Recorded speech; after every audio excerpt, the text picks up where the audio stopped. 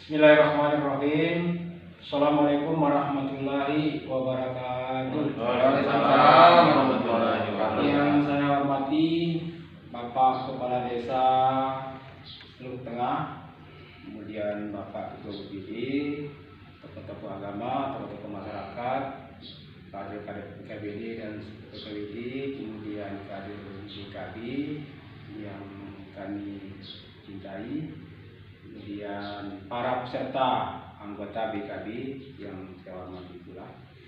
Marilah pada kesempatan yang baik ini kita panjatkan bersyukur kehadirat Allah Subhanahu wa Ta'ala, karena pada siang hari ini kita masih diberikan nikmat sehat sehingga kita semua dapat hadir dalam rangka pertemuan penyuluhan BKB, yaitu tentang perlindungan hak anak usia dini. Bapak Ibu yang kami hormati, mungkin Bapak Ibu pernah mendengar itu BKB ya. Pak, Ya. ya. Di desa ini Pak Kepala Desa ada Ya. namanya BKB, apa namanya Pak? Ada BKB HI. Wah, luar biasa nih. Pelangi. Ini Pak Jinggo namanya Pak Desa ya. Ya. Baik, saya akan menyampaikan mungkin materinya karena ini sifatnya mendadak ini. Saya punya media slide pakai HP ya. Tidak apa-apa Bapak. Tidak apa-apa. Nah, hari ini saya akan menyampaikan materi tentang perlindungan hak anak usia dini. Nah, seperti kita ketahui bahwa anak itu merupakan salah satu anggota dari sebuah keluarga. Ya. Bapak Kepala Desa ya. Ya. Gimana Pak Ketua BPD? Ya. Nah, di dalam rumah itu pasti ada kepala keluarga atau ibunya atau anaknya, ya terutama sekali mungkin terkait dengan BKB itu anak usia dini ya, anak usia 0 sampai 10. Nah, apa itu pengertian daripada perlindungan hak anak usia dini ya? Yaitu segala kegiatan untuk menjamin dan melindungi anak dari hak-haknya agar dapat hidup, tumbuh, berkembang dan berpartisipasi secara optimal sesuai dengan harkat dan martabat manusia. Nah, itu adanya pengertian secara umum Pak Ades. Ya. Apa itu hak anak? Yaitu bagian dari hak asasi manusia yang wajib dijamin, dilindungi, kemudian harus dipenuhi oleh orang tua, keluarga, masyarakat, negara, pemerintah baik pusat maupun daerah. Nah, kemudian anak itu juga punya hak Bapak Ibu sekalian untuk dilindungi dari apa? Pertama, anak itu jangan diajak dalam kegiatan politik, misalnya ikut dalam kegiatan kampanye seperti itu Bapak ya. Kemudian jangan libatkan mereka juga dalam sengketa bersenjata. Kemudian jangan melibatkan anak juga dalam kerusuhan sosial. Kemudian jangan libatkan mereka dalam peperangan dan kejahatan seksual. Kemudian kenapa hak anak itu penting? Karena anak sebagai amanah. Juga anak itu bagian dari atau sebagian dari sepertiga penduduk Indonesia. Kemudian ada juga karena pengaruh teknologi yang tidak ramah seperti digital. Boleh juga kita hindari anak jangan terlalu asik dengan digitalnya. Nah, kemudian juga ada kompetensi ya, terkait dengan mereka punya hak sipil juga ya. Kemudian mereka punya hak untuk kesehatan dasar dan pendidikan dan lain sebagainya.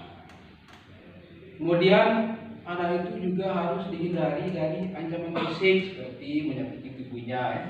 Kemudian ancaman fisik seperti jangan mereka dibully seperti sekolah kan. Kemudian anak juga dihindari juga dari kekerasan fisik seperti yang memukul ya. Kemudian anak itu jangan juga digunakan untuk mencari rezeki, misalnya dipakai untuk menulis di tengah jalan. Nah, oleh karena itu perlu perlindungan anak. Bagaimana cara melindungi anak Bapak Ibu sekalian? Pertama, mari kita bangun komunikasi dengan anak. Yang kedua, orang tua juga harus mampu mengontrolkan diri. Artinya ketika kita komunikasi dengan anak, kita lihat situasi Bapak Ibu sekalian ya. Situasi kalau mereka sedang capek-capek pulang dari sekolah, bermain, ya usahakan jangan kita komunikasi. Boleh komunikasi tapi dengan menggunakan bahasa yang santun. Nah, sekira itu mungkin dari kami, mungkin ada hal yang kurang jelas, silakan mungkin kita diskusi Bapak Ibu sekalian. Demikian, Assalamualaikum warahmatullahi wabarakatuh. Waalaikumsalam warahmatullahi wabarakatuh. Sedikit Pak, mungkin Pak dari. Oh, silakan Pak Ketua BPD. Ya Pak. Assalamualaikum warahmatullahi wabarakatuh. Perkenalkan, nama saya namanya Tommy Jupisit. Saya sedikit bertanya Pak, saya sebagai Ketua BPD, apabila terjadi kekerasan terhadap anak di salah satu desa binaan kita Pak, apa yang perlu kita lakukan terhadap ibaratnya terjadi kekerasan fisik atau kekerasan seksual? Apa yang kami lakukan sebagai masyarakat terhadap pelaku ini Pak? Apa kami langsung ibarat sekarang ini banyak kekerasan kan? Kekerasan, seandainya ada kejadiannya ada seksual, ini masyarakatnya harus pergi datang pukul semua gitu Pak. Apakah kita langsung eksekusi atau kita langsung melapor ke ketua desa atau langsung lapor polisi gitu Pak? Mungkin terima kasih. Itu saya sebagai selaku ketua BPD. Wassalamualaikum warahmatullahi wabarakatuh. Mungkin ada masukan dari Bapak Pertama.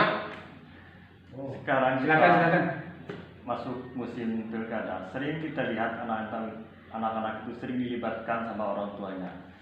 Gimana cara kita mencegah untuk anak-anak tidak terlibat dalam pilkada kampanye? Saya kira cukup dua Bapak ya, karena waktu kita ya. Bagus memang pertanyaan tadi dari Bapak BPD, kemudian dari PLKB ya, kader juga ada di sini. Nah, ketika terjadi kekerasan fisik seperti itu pada anak ya, pertama yang perlu kita lakukan jangan kita main hakim sendiri juga ya. Sebelum itu kita sakit hati ya. Mari kita yang minimal lapor ke RT ya. Atau sekarang kan di Kabupaten kan ada dinas P2KB ya. Di situ ada perlindungan anak, silakan nanti kita lapor ke sana, nanti diproses di sana.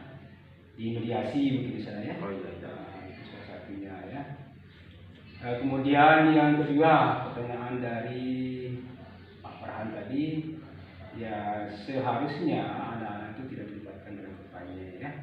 Ya minimal kita sebagai kader atau PLKB nanti ya mohon disampaikan kepada Bapak Ibu atau anggota DPRD supaya jangan melibatkan. Anak-anak itu kan sifatnya ya dunia bermain, jangan melibatkan ke itu. Sekira demikian kali ya. Terima kasih Pak. Saya kira cukup mungkin ya karena waktu kita ya. Sebelum kita tutup, mari kita ingat salam PKB. Atau salam BKKB ya dulu ya. Ya, Ya. Mari kita salam BKKBN ya. Salam BKKBN, berencana untuk keren. Demikian, Assalamualaikum warahmatullahi wabarakatuh. Waalaikumsalam warahmatullahi wabarakatuh.